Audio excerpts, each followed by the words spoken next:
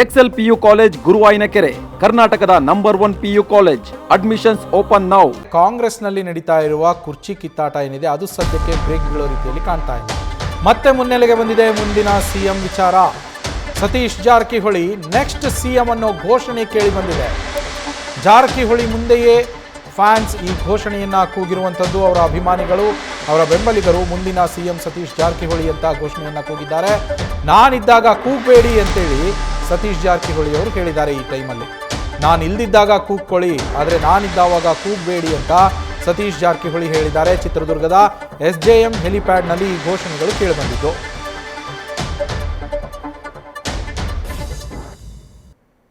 ಮುಖ್ಯಮಂತ್ರಿ ಸತೀಶ್ ಜಾರಕಿಹೊಳಿ ಅವರಿಗೆ,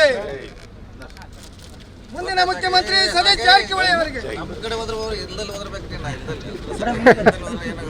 ಮುಂದಿನ ಮುಖ್ಯಮಂತ್ರಿ ಸತೀಶ್ ಜಾರಕಿಹೊಳಿ ಅವರಿಗೆ, ಮುಂದಿನ ಮುಖ್ಯಮಂತ್ರಿ ಸತೀಶ್ ಜಾರಕಿಹೊಳಿ ಅವರಿಗೆ.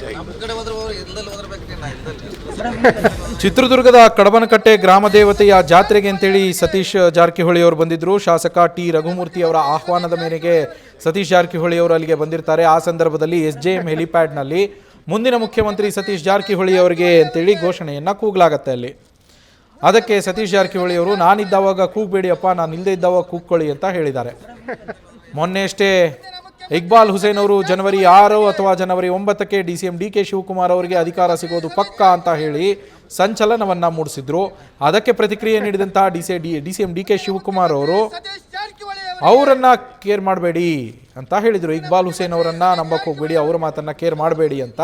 ಇದೀಗ ಮತ್ತೆ ಮುನ್ನೆಲೆಗೆ ಬಂದಿದೆ ಸತೀಶ್ ಜಾರಕಿಹೊಳಿ ಮುಂದಿನ ಸಿಎಂ ಅಂತ ಘೋಷಣೆ ಕೂಗುವ ಮೂಲಕ.